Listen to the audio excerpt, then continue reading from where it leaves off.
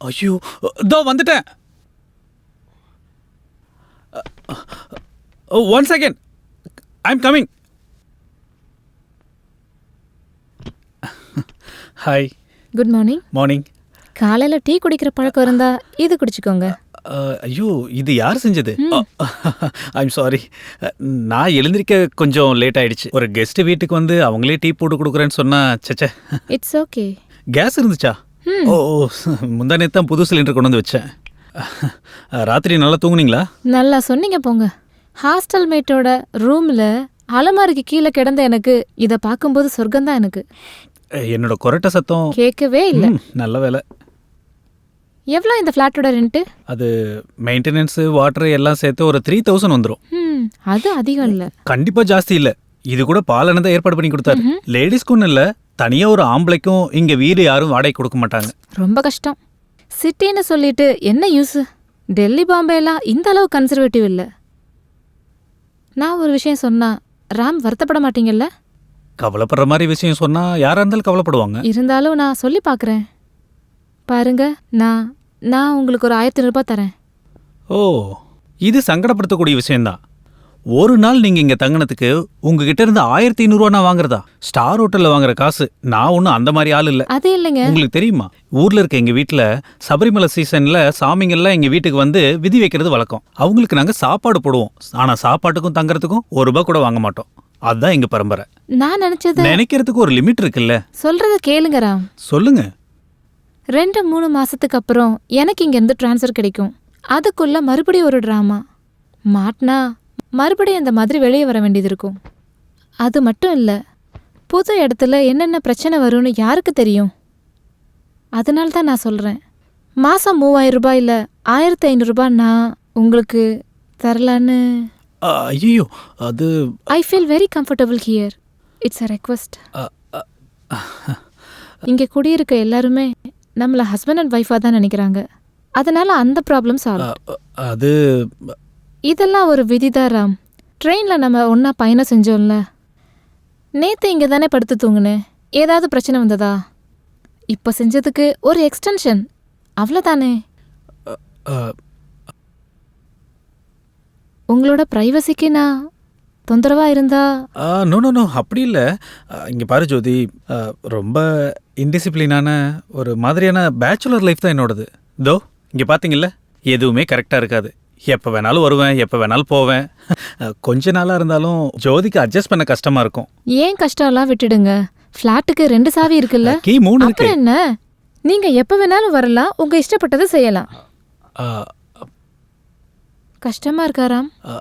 வீட்டுக்கு வந்த கெஸ்ட்டை வெளியே அனுப்புகிற பரம்பரை கிடையாது நாங்கள். ஓ, thank you very much.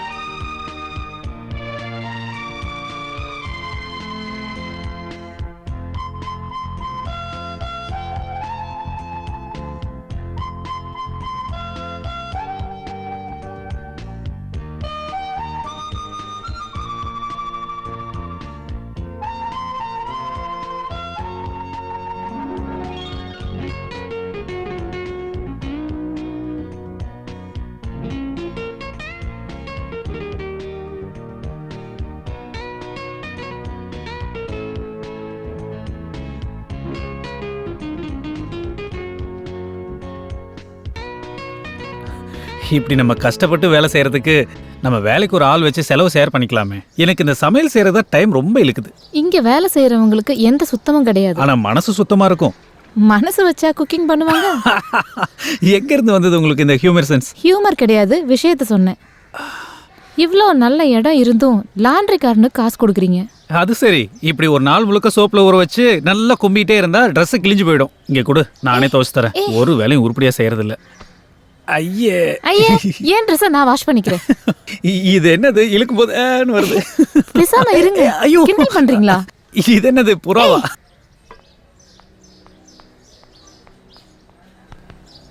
S. Hi. ஆ பாரு, ஆ எங்க ஆபீஸ்ல ஒருத்தர் கல்கத்தால இருந்து டிரான்ஸ்ஃபர்ல வந்திருக்காரு. அவன் காமெடிங்கிற பேர்ல அடிக்கிற லூட்டி தாங்க முடியல. காமெடி சொல்லி அட்ராக்ட் பண்றாராம். நம்ம சரசாஜி ஜோக் இருக்குல்ல, அதெல்லாம் மனப்பாடம் பண்ணிட்டு ஹோ ஹாரிபிள். இது யாருது போட்டோஸ்லாம்? ஓ, பொண்ணு பாக்குறாங்களா? இந்த போட்டோல இருக்கிற பொண்ணுங்களோட ஜாதகம் என் ஜாதகத்துக்கு மேட்ச் ஆகுதுன்னு அம்மா அனுப்பிச்சிருக்காங்க. ஓ, அது சரி. இந்த பொண்ணு ரொம்ப இன்டெலிஜென்ட்.